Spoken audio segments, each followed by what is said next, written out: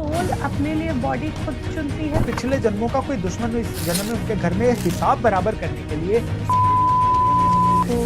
वो सारे किसी कर्मवश आपके जीवन में, मियां या बीवी पिछले जन्मों के कोई हिसाब बराबर करने वाले ऐसे लोग जो किसी न किसी तरह के रिलेशनशिप इश्यू से जूझ रहे हैं। मैजिकल ट्रायंगल घटित होता है कि माता पिता और बच्चा, क्योंकि वो कार्मिक ईश्वरता के कार्मिक संकेत है।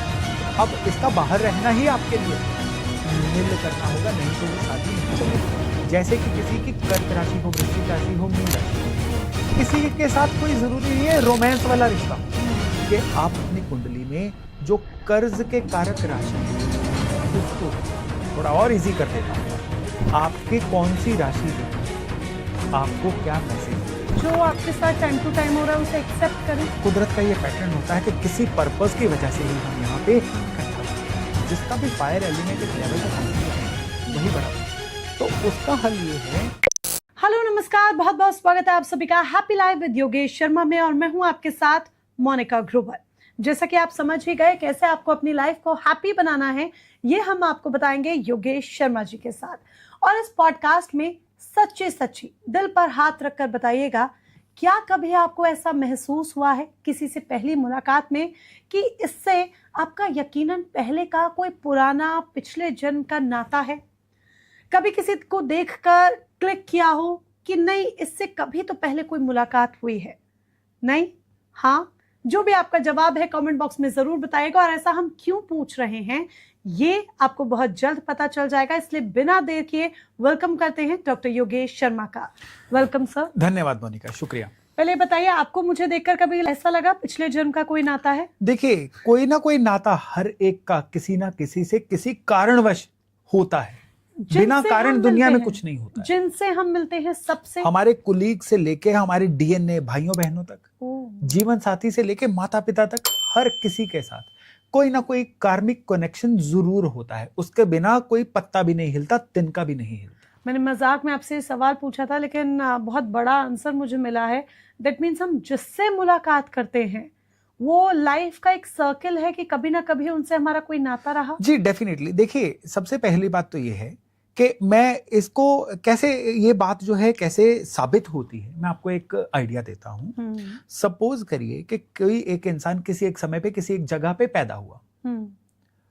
उसी समय पे उसी जगह के आसपास के अस्पतालों में, घरों में कई और लोग पैदा हुए जिनकी जन्म कुंडली सेम थी। करीबन आप लगा के चलिए सेम जन्म कुंडली वाले उसी एरिया में 500 लोग पैदा हुए। लेकिन क्या उन 500 लोगों का काम एक होता है? नहीं। प्रारब्ध, किस्मत एक होती है? नहीं। वो बन जाती है डिफरेंट। क्यों डिफरेंट बनती है? वो इसलिए डिफरेंट बनती है कि उन्होंने एक पर्टिकुलर माता पिता के घर जन्म लिया।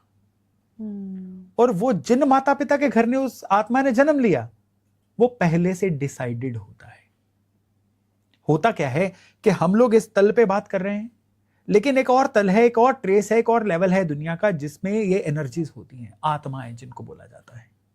ये इस दुनिया में आने के लिए कह लीजिए कि क्यू में होती हैं या लगातार प्रयासरत होती हैं कि किस तरह से उनको एक शरीर मिले। लेकिन वो शरीर कौन सा लेती हैं, ये उन आत्माओं की चॉइस होती है जिनकी कर्म गति उन माता पिता की कर्म गति के साथ मिल रही हो। यानी सोल अपने लिए बॉडी खुद चुनती है? खुद चुनती है। और वो बॉडी कैसे चुनी जाती है? उन माता पिता के घर में आना जिनके साथ उसकी पिछले जन्मों की कर्म गति मिल रही हो किसी ना किसी वजह से। देखिए, कई लोगों को आपने देखा होगा कि अपनी संतान के साथ बिल्कुल नहीं बनती है। संतान ने माता पिता के ऊपर केस कर रखे होते हैं। अगर उन कुंडलियों की डेप्थ में जाना जाए तो क्या होता है कि पिछले जन्मों का कोई दुश्मन इस जन्म में उनके घर में हिसाब बराबर करने के लिए संतान बन के आया होता है। कई केसेस में क्या होता है, मियां बीवी के आपस में नहीं बनती, शादी होती है, लड़ाई झगड़े शुरू हो चुके होते हैं। तो उस केस में क्या होता है कि वो मियां या बीवी पिछले जन्मों के कोई हिसाब बराबर करने वाले बैरी दुश्मन होते हैं, जो अकाउंट को खत्म सेटल करने के लिए इस जन्म में स्पाउस बन के आए होते हैं। यानी कि हमारे पेरेंट्स या फिर हमारा लाइफ पार्टनर या फिर हमारे बच्चे, हमारा इन सब के साथ पिछले जन्म का कोई नाता है। खाली इनके साथ नहीं, जो भी आपके प्रिय मित्र हैं, जो भी आपके जीवन में लोग मायने रखते हैं, जिनका साथ होना, जिनकी सलाह का होना आपके जीवन को बदल सकता है, वो सारे किसी कर्मवश आपके जीवन में आए हुए हैं। एक पद्धति होती है, वो एस्ट्रोलॉजी की पद्धति नहीं है, पास्ट लाइफ रिग्रेशन। ये हर एक के ऊपर काम नहीं करती है। जिनका थोड़ा सा फायरवॉल या इम्यूनिटी सिस्टम वीक होता है ना, जिनका मन जल्दी सरेंडर कर जाता है, उनके ऊपर ये काम कर जाती है, जिसमें किसी इंसान को हिप्नोटाइज करके पास्ट लाइफ में लेके जाया जाता है। तो अगर ऐसे लोग जो किसी ना किसी तरह के रिलेशनशिप इशू से जूझ रहे हैं, वो अपनी पास्ट लाइफ में जाएं तो वो पाएंगे कि किस वजह से उनके साथ ये हो रहा है। कई केसेस मैंने ऐसे देखे हैं कि जिसमें इंसान अपने माता पिता के साथ झगड़ रहा होता है और जब पास्ट लाइफ में गया तो वो एकदम से बिलखना शुरू हो गया कि ये तो वही लोग हैं जिनके साथ इसने उस जन्म में कुछ बुरा किया था, माता पिता बन के आए हैं वो लोग। और कई बार क्या होता है कि कई लोगों को फिजिकली चैलेंज्ड बच्चे मिलते हैं। अब देखिए, एक बच्चा जो फिजिकली चैलेंज्ड है, जिसको शरीर में कोई दिक्कत है, चाहे वो बच्चा ऑटिज्म से पीड़ित है, चाहे किसी और शारीरिक व्याधि से पीड़ित है, उसकी जन्म कुंडली वाले उसी एरिया में उस समय पे और सैकड़ों बच्चे थे, लेकिन उनको ऐसा नहीं है। क्यों? क्योंकि ये जब मैजिकल ट्रायंगल घटित होता है ना, कि माता पिता और बच्चा, ये प्लैनेट्स जब आपस में टैली करते हैं, तब वो विशेष योग सामने आता है। तभी कहते हैं ना कि जब से ये बच्चा हमारे जीवन में आया है, हमने पीछे मुड़ के नहीं देखा। क्यों? क्योंकि वो बच्चा अपने राजपाट एक्टिवेट करने के लिए आपकी लाइफ में आया है, पिछले जन्मों का आपको लौटाने के लिए इस जन्म में आया है। और कई बार हम अपने रूटीन्स में देखते हैं कि कई ऐसे लोग हैं जो लगातार हमारे से फेवर्स ले रहे थे। कभी हमने उनकी पैसे से मदद कर दी, कई बार अपने साधनों से उनकी मदद कर दी, लेकिन एकदम से कोई ऐसी चीज हुई, छोटी मोटी गलतफहमी हुई, आपसे रूठ के वो एकदम से आपके लाइफ के सर्किट से बाहर ही हो गए। और आपने सोचा कि क्या अजीब से थैंकलेस लोग हैं कि एक छोटी सी गलतफहमी की वजह से बाहर हो गए। इतना भी नहीं उन्होंने जाना कि हमने इनके लिए क्या क्या किया। भाई, उन्होंने जो आपसे लेना था वो ले चुके हैं। कार्मिक कनेक्शन, कार्मिक अकाउंट बंद हो चुका है। अब दोबारा उनको बुलाओगे तो नया अकाउंट चालू होगा। और नॉर्मली देखा जाता है ऐसे लोग जब लाइफ से बाहर जाते हैं ना, तो लाइफ ग्रो करना शुरू हो जाती है। तो जो अपनी इच्छा से आपकी लाइफ से बाहर जा रहा है ना, उसको एक लिमिट से ज्यादा मत रोको, उसको जाने दो। आपका कोई कार्मिक अकाउंट बंद हुआ है, इसलिए वो बाहर जा रहा है। ऑल्दो ये कहना बड़ा आसान है, जिसके साथ भावनाएं जुड़ी हुई होती हैं, इंसान चाहता है उनको रोके। लेकिन अगर कोई ऐसे ही जाना चाह रहा है और बार बार आपके कोशिश करने पे फिर से बाहर जा रहा है, तो उसको उस रिलेशन से, उस डोमेन से बाहर जाने दीजिए, क्योंकि वो कार्मिक, ईश्वर का एक कार्मिक संकेत है कि अब इसका बाहर रहना ही आपके लिए अच्छा है। जितना उसको वापस आप अपनी लाइफ में लेके आओगे, तो बंद बही खाते को फिर से चालू करने वाली बात हो जाएगी, लाइफ और ज्यादा पेन में जाएगी। तो यानी कि रिश्ते हमारे एक दूसरे के साथ कनेक्टेड होते हैं, ये कर्मा का कनेक्शन है। अच्छा, जिस तरीके से आपने कहा कि हम कहते हैं कि संतान कोई अच्छा योग लेकर आई है, यानी कि पिछले जन्म के वो अपने फेवर्स और अपना राजयोग जो है वो आपके थ्रू घटित करने के लिए आई है। घटित करने के लिए कहते हैं ना कि 12 साल तक बच्चा जो है वो अपना राजयोग माता पिता के थ्रू प्रकट करवाता है। तभी 12 साल तक के बच्चे की कुंडली बहुत जरूरत पड़ने पे ही देखी जाती है, क्योंकि उस बच्चे के सारे जितने भी राजयोग हैं वो माता पिता के थ्रू घटित होते हैं। और यहां पे ना ये जो कार्मिक कनेक्शन है, इसका एक बहुत बड़ा सबूत मिलता है मैरिज की मैच मेकिंग में। कैसे? लोग नॉर्मली क्या करते हैं कि मैरिज की मैच मेकिंग जो है वो गुण के मिलान तक सीमित कर लेते हैं कि 36 में से इतने गुण मिल गए, राशियां मित्र हो गई, मांगलिक नॉन मांगलिक का फर्क नहीं है, शादी कर लो। ये टोटल मैच मेकिंग का 5-6% से ज्यादा ही नहीं है। अगर देखना है ना, इन गुणों को तो आप साइड पे रखो, देखो जरूरी है ये भी, लेकिन इसके साथ साथ आपको पूरा कार्मिक कनेक्शन देखना होगा। अगर कुंडली में कोई नेगेटिव कार्मिक कनेक्शन बन रहा है, तो आपको उस नेगेटिव कार्मिक कनेक्शंस को डोनेशंस के द्वारा, बाकी चीजों के द्वारा निल करना होगा, नहीं तो वो शादी नहीं चलेगी।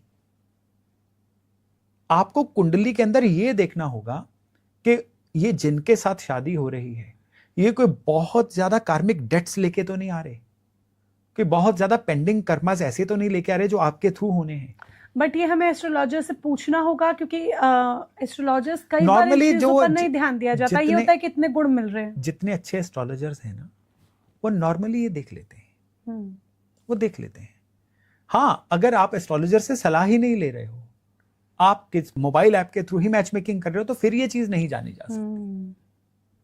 तो ये जो मैच मेकिंग है, अब इसमें एक और सवाल भी निकल के आता है कि अगर उसका आप ही के साथ अकाउंट पूरा होना है फिर तो उसको आपके साथ शादी करनी होगी, नहीं तो वो किसी और रूप से वो चीज आपके जीवन में आ जाएगी। तो उसका हल ये है कि देखिए, एक चीज होती है कि एक योग होना, दूसरी चीज होती है कि अन्य माध्यम के रूप से उसको डोनेशंस के द्वारा या किसी कार्मिक करेक्शन के द्वारा उस चीज को सही करना, वो की जा सकती है। किसी वृद्धाश्रम की सेवा की जा सकती है, कहीं पे कोई साधन डोनेट करके चीजों को बदला जा सकता है, तलवार की सुई बनाई जा सकती है, लेकिन इस चीज को डीकोड करना बड़ा जरूरी है। अगर ये चीज डीकोड होगी तो फिर जीवन में मैरिड लाइफ जो है बहुत अच्छे से चलेंगी। नहीं तो क्या होता है कि आप इन चीजों को देख के केवल शादी कर लो के गुण मिल गए हैं, वो शादी आज भी नहीं है, कल भी नहीं है। जितने भी जोड़े काउंसलिंग के लिए आ रहे हैं, सेपरेशन के लिए आ रहे हैं, समझौते के लिए आ रहे हैं, आप उनके कुंडलियां मैच करके देख लो, उनमें से 50% की कुंडलियां गुण के रूप में तो मैच हो रखी होती हैं, लेकिन अगर उनके कुंडलियों को कार्मिक कनेक्शन वाइज देखो तो बहुत बड़े कार्मिक फर्क आते हैं। यही तो मेरा आपसे सवाल है, जब हम मैच मेकिंग के लिए जाते हैं तो अक्सर गुणों के बारे में बात होती है कि 36 में से 23 गुण हैं, 36 में से 30 गुण मिल रहे हैं, 32 गुण मिल रहे हैं, शादी कर लीजिए, कुंडली अच्छी है। लेकिन कभी भी कार्मिक लेवल पर बात नहीं होती। हमने कभी अपने बड़ों को भी ये बात करते हुए नहीं सुना जब भी कुंडली मिलान की बात हो कि अरे कर्मों का कनेक्शन सही नहीं है या कर्मों का बही खाता सही नहीं है। तो ये हम कैसे जाने? क्या हमें एस्ट्रोलॉजर से खुद ये सवाल करना चाहिए? देखिए, इस पॉडकास्ट के माध्यम से बहुत सारे लोग इस चीज को जानेंगे, एस्ट्रोलॉजर से सवाल करेंगे, लेकिन इतना पक्का है, देखिए आज मेरा 32वां साल है एस्ट्रोलॉजी में, और मैं तो करता ही हूं, मैंने अपने आसपास कितने काबिल एस्ट्रोलॉजर देखे जो ऑलरेडी ये करते हैं। मे बी वो लोगों को अपना रिजल्ट ये कह के नहीं देते कि हमने कार्मिक डेट देखा है, वो कहते हैं मैच मेकिंग हुई है, ये चीजें आप प्रैक्टिस में रिचुअल कर लो, फिर शादी करना, शादी ठीक रह जाएगी। वो लोग कभी भी ब्लैक एंड व्हाइट में असर नहीं देते, मिल गया है कर लो। हाँ। वो लोग आपको अगर पूरी तरह से कुंडलियां देखेंगे तो आपको ये वाला रिजल्ट जरूर देंगे कि यहाँ पे इन चीजों की दिक्कत है। अगर आप ऐसे डोनेशंस या ऐसे रिचुअल्स को परफॉर्म कर लोगे तो आपका कार्मिक जो बैलेंस है बहुत हद तक बैलेंस हो जाएगा। क्या वाकई में ऐसे भी रिश्ते होते हैं जो सोल लेवल पर मैच होते हैं, आत्मा के स्तर पर जुड़े हुए होते हैं एक दूसरे से? जी हाँ, बिल्कुल, कई रिश्ते हैं। मैं जरूरी नहीं है मियाँ बीवी के रिश्ते की बात कर रहा हूँ, कई लोगों के आपस में रिश्ते जो हैं वो आत्मिक स्तर पे जुड़े हुए होते हैं। जिन लोगों के बर्थ चार्ट में ऐसा कार्मिक कनेक्शन बनता है ना, ऐसे लोग जो हैं आपस में एक दूसरे के संग बैठ के एक दूसरे के कंप्लीमेंट्री बन जाते हैं, पूरक बन जाते हैं। कई केसेस में क्या होता है, मैं एक सतही तौर पे बता रहा हूं कि जैसे किसी की मेष राशि है, अब मेष राशि के 180 डिग्री उल्टे तुला राशि होती है, तो मेष राशि वाला जब तुला राशि के कांटेक्ट में आएगा तो क्या है, ये एक दूसरे की खामियों को पूरा करने वाले हैं, एक दूसरे के कॉम्प्लीमेंट्री हैं। या किसी का चंद्रमा लग्न में है, सामने वाले का चंद्रमा सप्तम भाव में, उसके 180 डिग्री उल्टा मिल जाए, उसका जो भी उसके कांटेक्ट में आ रहा है, तो ऐसे लोग एक दूसरे के कॉम्प्लीमेंट्री बन जाएंगे, चाहे दोनों की नेचर अलग अलग हो, परिवेश अलग अलग हो। अब ये लोग जो है इनका एक आत्मिक कनेक्शन बन जाएगा, ये लोग एक दूसरे के पूरक बन जाएंगे।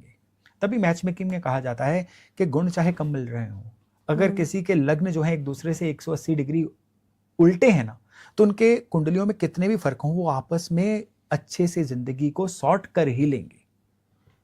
तो ये आत्मिक कनेक्शन जो है ये कुंडलियों के थ्रू भी देखा जाता है और बड़े अच्छे से ये डिकोड हो जाता है।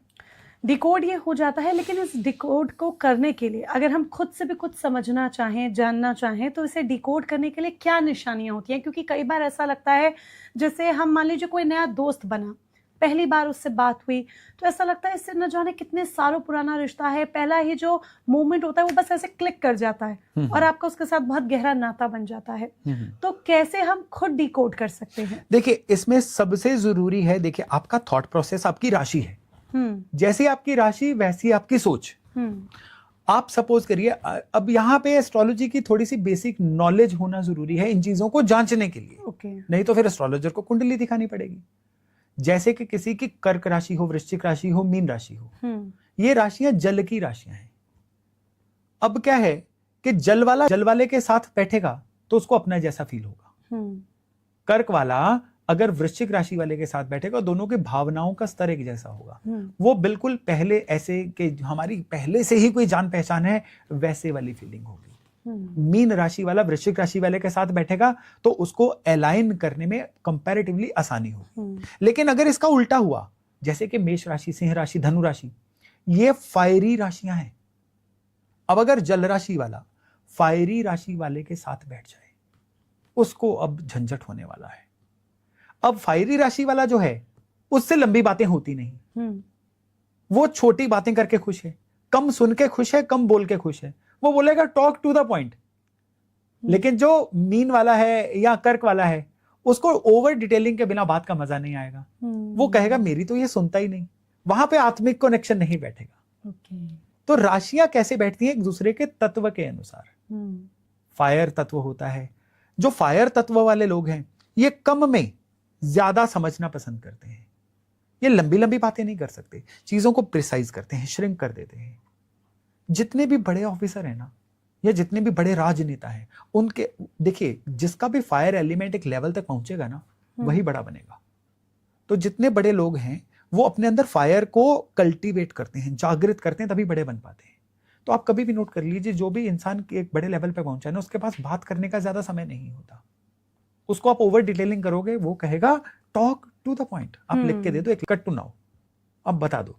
लेकिन जितने भी लोग ओवर डिटेलिंग करते हैं ना, आप आंखें बंद करके उनकी कुंडली चेक कर लीजिए, उनके चंद्रमा किसी ना किसी वाटरी साइन से, कर्क राशि से, वृश्चिक राशि से, मीन राशि से जरूर जुड़े होते हैं। सर, सारे एंकर्स यानी वाटरी साइन से जुड़े हुए हैं? नहीं, ये उनका कर्म है। एंकर पर्सनल लाइफ में क्या करते हैं, ये उस पर डिपेंड करता है। जो करने के पैसे मिलते हैं वो नहीं, जो उनका प्रोफेशन है वो नहीं। सर, सारे राज यहाँ नहीं खोलने हैं। अच्छा, मुझे ये और बताइए, हम सोलमेट सुनते हैं, बात भी करते हैं, क्या वाकई में सोलमेट जैसी चीजें होती हैं? जी डेफिनेटली, ये सोलमेट की ही बात कर रहा हूं। ये सोलमेट वर्ड को ही मैं आगे जाके खोल रहा हूं कि सोलमेट कौन है, जिससे आत्मा का रिश्ता जुड़ता है, वही तो सोलमेट है। सोल इज आत्मा। और ये जरूरी नहीं है कि आपका लाइफ पार्टनर हो, ये आपके जीवन में कोई भी रिश्ता हो सकता है। देखिए, हम हर चीज को, पहली बात तो ये है कि जीवन साथी या रोमांस की कैटेगरी में नहीं ला सकते।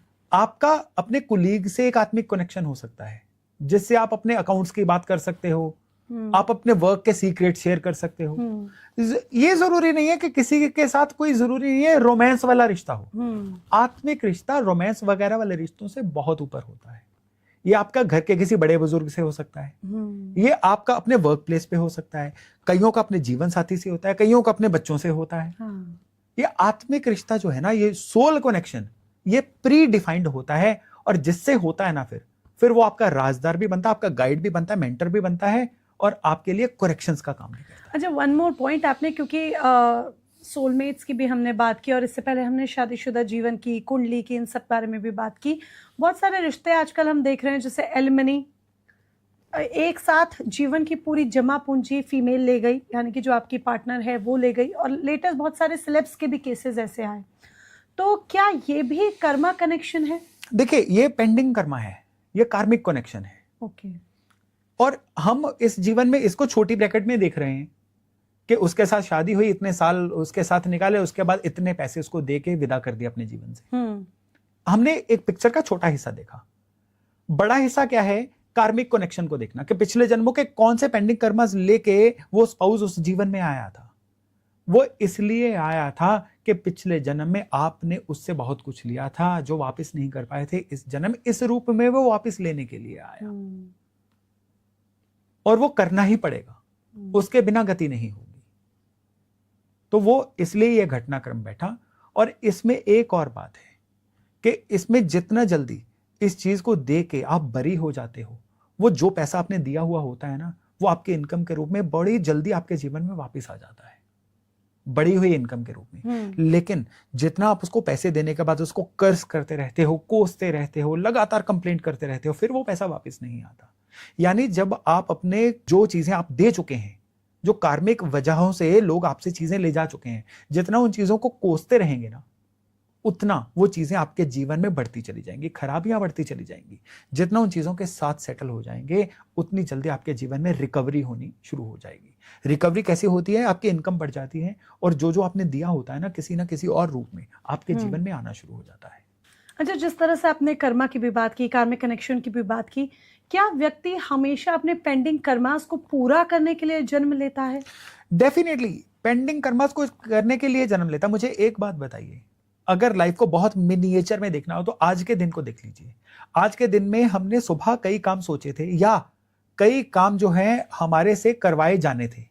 जरूरी नहीं है कि डे एंड तक हम सारे काम कर पाए, और 99% केसेस में ये होता भी नहीं है। तो फिर वो जो काम इनकम्प्लीट थे वो कल पे चले जाएंगे, और अगर हम कल भी वो काम नहीं करेंगे तो फिर वो काम परसों पे चले जाएंगे, और अगर वो काम ऐसे बढ़ते रहेंगे तो हमारे जीवन में स्ट्रेस बढ़ जाएगा। यही तो रूटीन में होता है ना। तो ये जन्म दर जन्म भी ऐसा होता है कि हर जन्म का एक पर्पस होता है। वो पर्पस जब प्रॉपरली पूरा नहीं हो पाता है ना, वो काम पेंडिंग होके अगले जन्म में हमारे साथ आते हैं। जन्म कुंडली हमें हमारे पेंडिंग कर्म के बारे में बताती है।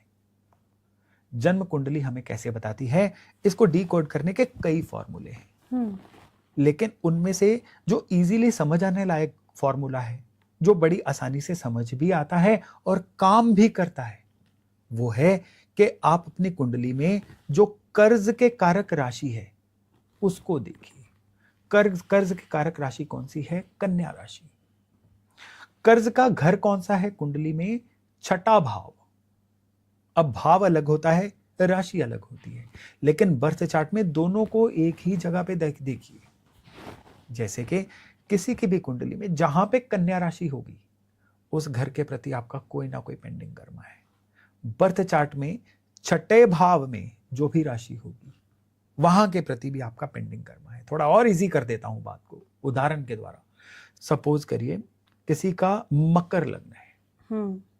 अब मकर लग्न में उस इंसान की जो कन्या राशि है वो उसके 9वें भाव में होगी। 9वां भाव फादर का भाव। अब ये इंसान ऐसा कोई पेंडिंग कर्म लेके आया है कि इसका पैदा होने के बाद फादर के जीवन में कुछ ना कुछ बदलाव आएंगे। फादर को लाइफ में कोई बदलाव देना इसका प्रारब्ध है।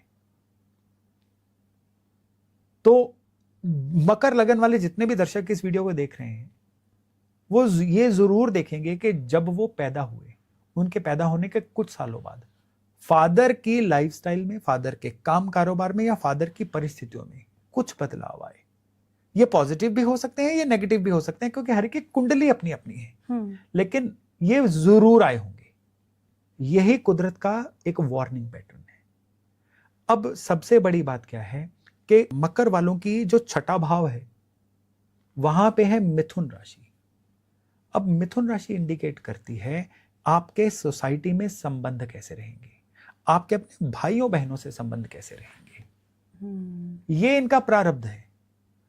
बहुत बार होगा कि इनके भाइयों बहनों से संबंध सामान्य नहीं रह पाते, लेकिन जितना ये लेट गो बढ़ा के अपने भाइयों बहनों से, सिबलिंग से संबंध सामान्य रखें, अपने सोशल कॉन्टेक्ट को अच्छा रखें, उतना उनके जीवन में परेशानियां कम होनी शुरू हो जाती हैं। ये पेंडिंग कर्मा टेक्निक है। कि आप अपने जीवन में सिर्फ इतना भर देख लीजिए कि आपके कौन सी राशि जो है आपको क्या मैसेज दे रही है। छठे भाव में जो भी राशि है वो मैसेज है। छठे भाव में अगर वृष राशि है वो परिवार का साइन है, आपके पेंडिंग कर्मा परिवार के प्रति है। छठे भाव में अगर मेष राशि है तो आपका पेंडिंग कर्मा खुद के प्रति है, खुद का खूब ध्यान रखिए। छठे भाव में अगर मकर राशि है जो कि काम कारोबार की राशि है तो आपका पेंडिंग कर्मा अपने वर्क प्लेस के प्रति है। तो ऐसे केस में क्या होगा कि अगर सपोज करिए छठे भाव में मकर राशि है तो ऐसे लोगों को काम कारोबार में यह हो सकता है कि शुरुआती दौर में कोई बहुत ही डाउन मार्केट काम मिल जाए, या जितने वो काबिल है उसका 10वां हिस्सा मिले। कोई कंप्लेंट मत करो, कर लो उसको। कुछ अकाउंट नील हो रहा है भाई, बहुत जल्दी वो नील हो जाएगा, ज्यादा समय नहीं लेगा, वो बहुत रेयर केसेस है, बहुत समय लेता है। जो आपके साथ टाइम टू टाइम हो रहा है उसे एक्सेप्ट करें। एक्सेप्टेंस, जी हाँ, एक्सेप्टेंस भी एक उपाय है। लेकिन देखिए अगर एक्सेप्टेंस ही करना है फिर एस्ट्रोलॉजी की वैल्यू क्या रह जाती है? ये भी है। हाँ, एक्सेप्टेंस के मायने ये हैं कि आपको कंप्लीट नहीं करनी है और पेशेंस रखनी है। अब रेमेडीज की बारी आती है, कुछ डोनेट करना, कुछ अपने कर्म के द्वारा चीजों को सही करना।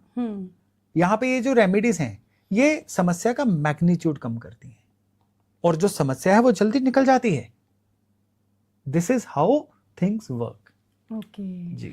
पर मैं ये भी आपसे समझूंगी कि जैसे आपने सिबलिंग्स का जिक्र किया, सिबलिंग्स के अलावा भी और कई ऐसे रिश्ते होते हैं जिन रिश्तों में आपकी निभती नहीं है, या फिर वो रिश्ता आप छोड़ भी नहीं सकते और वो आपको जीवन भर कष्ट भी दे रहा है। जैसे संतान का ही मान लीजिए, संतान अच्छी भी होती है, संतान बुरी भी होती है। कोई संतान अगर बुरी है, वो माता पिता को लगातार कष्ट दे रही है, तो माता पिता क्या समझे? क्या पिछले जन्म के कोई कर्मा है जो संतान के रूप में सामने आके खड़े हो गए हैं? देखिए, सबसे पहली बात तो ये है कि अगर संतान माता पिता को बहुत कष्ट दे रही है तो उसमें संतान का चार्ट तो देखेंगे, माता और पिता का चार्ट भी देखेंगे। जहां पे ये बिंदु एक दूसरे को क्रॉस कर रहे होंगे ना, वो जिम्मेदार पॉइंट है कि क्यों कर रहे हैं। तो क्या इन चीजों के लिए भी रेमेडीज होती हैं? क्योंकि ये तो कर्मों की बात है, और कर्म भी आपके पास्ट लाइफ के कर्म, पास्ट लाइफ के हम पेंडिंग कर्मास की बात कर रहे हैं। जी बिल्कुल, देखिए कर्मों की बात होती है। अब कर्मों में क्या है कि कई चीजों का प्रावधान, जैसे कि अभी भी आज इंडियन पेनल कोड की बात करें, कुछ कर्मों का प्रावधान पेनल्टी देके हो जाता है, कई कर्मों का प्रावधान वार्निंग से हो जाता है, कई कर्मों के लिए जेल होती है। तो ये डिपेंड करता है कर्मों का मैग्नीट्यूड क्या है। ये एस्ट्रोलॉजर भली भांति देखेगा और बताएगा कि इस कर्म का सिर्फ छोटी सी पेनल्टी देके समाधान हो सकता है। वो पेनल्टी दान पुण्य के रूप में हो सकती है, वो पेनल्टी किसी ना किसी, कह लीजिए कि सामाजिक डोनेशन के द्वारा हो सकती है, किसी गरीब की भलाई से हो सकती है। वो पेनल्टी ये भी हो सकती है आप प्रकृति को कुछ वापस करो। वो पेनल्टी ये भी हो सकती है कि आप किसी की लाइफ में किसी के रोजगार का प्रबंध करो। छोटी पेनल्टी से लेकर बड़ी पेनल्टी तक हो सकती है। कुछ चीजें जो होती हैं जिनका टलना असंभव होता है, उसमें भी चीजों का वेग, पेन का लेवल कम किया जा सकता है। एस्ट्रोलॉजी में रेमेडीज कभी भी किस्मत नहीं बदलती हैं। अगर एस्ट्रोलॉजी में किस्मत बदलना संभव होता तो मंदिर एस्ट्रोलॉजर्स के बनते। किस्मत नहीं बदली जा सकती है, कर्म से ऊपर कुछ नहीं है, लेकिन एस्ट्रोलॉजी में पेन का लेवल कंसिडरेबली कम किया जा सकता है। ये मैंने अपने एक्सपीरियंस में देखा है। बस शर्त यह है कि आपको पेन का स्तर पता होना चाहिए, पेन का लेवल पता होना चाहिए, कुंडली के वो योग पता होने चाहिए जो किसी के इंसान के जीवन में पेन लाने का काम कर रहे हैं।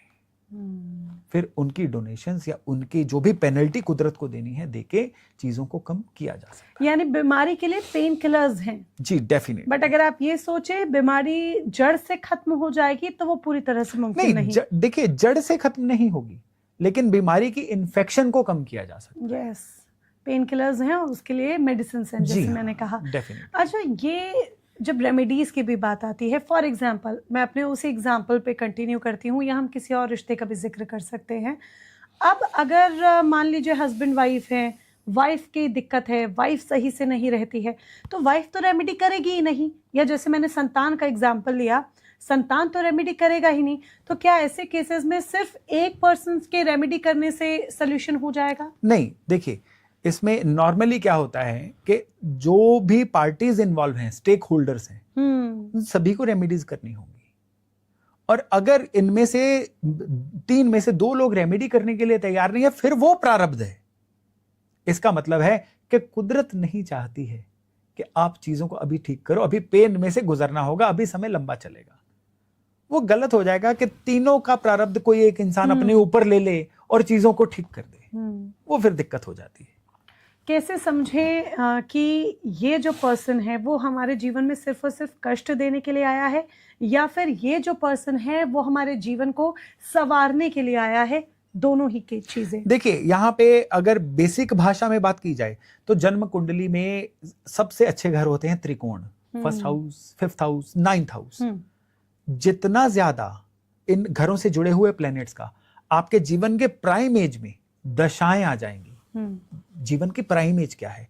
जीवन की प्राइम एज है 20 साल से लेकर 55 साल। देखिए, 20 से पहले अच्छा समय बीत गया, कोई फायदा नहीं। 55 के बाद अच्छा समय आया, उसका भी कोई फायदा नहीं।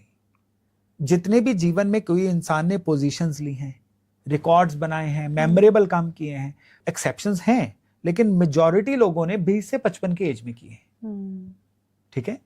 और अगर ये जो त्रिकोण भाव है, इनसे जुड़े हुए प्लैनेट्स की ज्यादातर दशाएं, फेजेस, समय इस समय में आते हैं इन 35 सालों में, तो फिर आप समझ जाइए कि इंसान पिछले जन्मों की अच्छी फसल काटने के लिए आया है।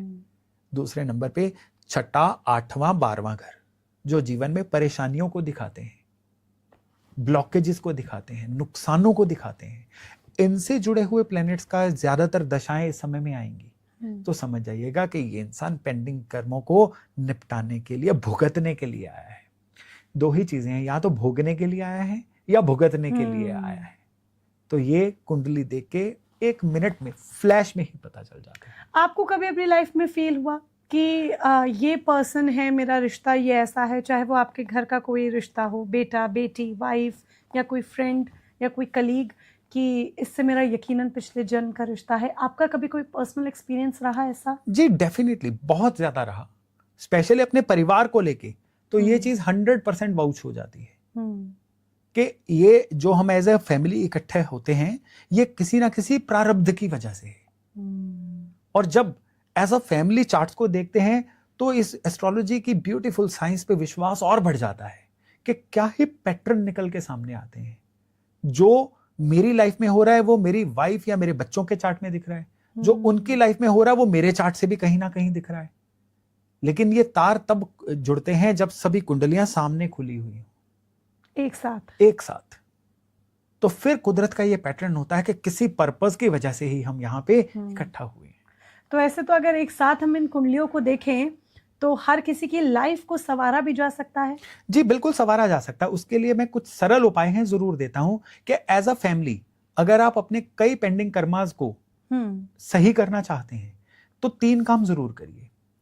पहला तो हर अमावस पे क्या है, देखिए कि अमावस पितरों का दिन होता है, उन फैमिली मेंबर्स का दिन होता है जो इस दुनिया में नहीं है। कई लोगों की कुंडली में बड़ा प्रत्यक्ष पितृदोष होता है, कई लोगों की कुंडली में कुछ ऐसे दोष होते हैं जो पितृदोष तो नहीं होते लेकिन कष्ट पितृदोष जैसे देते हैं। तो अमावस वाला दिन पितरों की शांति के लिए बहुत जरूरी है। कई बार क्या होता है कि इंसान धीरे धीरे अपने लाइफस्टाइल की वजह से, काम की प्रायोरिटीज की वजह से अपनी जड़ों से दूर होता चला जाता है। और जिस पेड़ की जड़ें कमजोर होती है ना, आंधी तूफान में सबसे पहले वो पेड़ उखड़ते हैं। तो अमावस वाला दिन जड़ों से जुड़ने के लिए बेहतरीन दिन होता है। सारी फैमिली एक राशन इकट्ठा करो, आटा, दाल, चावल, चीनी, नमक, तेल, साथ में दक्षिणा, सारा परिवार उसको हाथ लगाए। और जो एंसेस्टर्स, जो पितर इस दुनिया में नहीं है, उनके नाम पे किसी जरूरतमंद को, किसी बहुत गरीब इंसान को ढूंढो, उसके ढूंढने के नाम पे सिर्फ हाउस हेल्प की तरफ मत देखो, टाइम मत बचाओ। हाउस हेल्प तो वैसे भी आपसे बहुत कुछ ले जाते हैं, उनसे भी ज्यादा जरूरतमंद अगर कोई इंसान है उसको देखो, हाउस हेल्प को भी दो, उससे भी ज्यादा जरूरतमंद इंसान को। ये रिचुअल बना लो हर अमावस पे करने का। इससे आपके पितरों की कृपा आपको मिलती है, जड़ों से जुड़ने में आसानी होती है। दूसरा, साल में एक बार घर के अंदर कोई ना कोई हवन, यज्ञ, धार्मिक अनुष्ठान सारा परिवार बैठ के जरूर करवाए। और तीसरी चीज, जब भी पितृपक्ष आता है, पितृपक्ष में पूरे के पूरे जो पितृपक्ष के 15 दिन होते हैं, उसमें घर के 2 मुख्य मेंबर मियां बीवी जाके शिव मंदिर में घी का दिया जरूर जला के आए और शांति की प्रार्थना करके आए पितृपक्ष के वक्त। जी हाँ, ये 3 चीजें जो है ना एज अ परिवार कार्मिक कनेक्शंस को सही करती हैं और परिवार को as a family, as a unit grow करने में पूरी सहायता करती हैं। जो रेमेडीज आपने बताई हैं उनसे कई सवाल मेरे मन में आ गए, बट वो एक अलग टॉपिक स्टार्ट हो जाएगा और डेफिनेटली एक अलग पॉडकास्ट में मैं इसको ज़रूर डिस्कस करना चाहूँगी। और वो टॉपिक हमारे पितरों से जुड़ा हुआ ही है, तो नेक्स्ट टॉपिक हमारा पितरों से जुड़ा भी ज़रूर रहेगा। But thank you so much कि आपने हमें इतनी सारी रेमेडीज बताई, सोलमेट्स के बारे में बताया, हमें बताया कि वाकई में हम जिससे जीवन में मिलते हैं उससे आपका कोई ना कोई कनेक्शन पास्ट लाइफ का जरूर होता है। और अगर आपको भी कभी फील हुआ है कि इस व्यक्ति के साथ मेरा जरूर पिछले जन्म का या पास्ट लाइफ का कोई कनेक्शन है, कोई रिश्ता है, तो हमें कमेंट बॉक्स में जरूर बताइएगा कि वो कौन है और किस तरह का रिश्ता आपको उसके साथ महसूस हुआ है, कब और कैसे। फिलहाल आप हमारे साथ जुड़े उसके लिए बहुत बहुत शुक्रिया। धन्यवाद।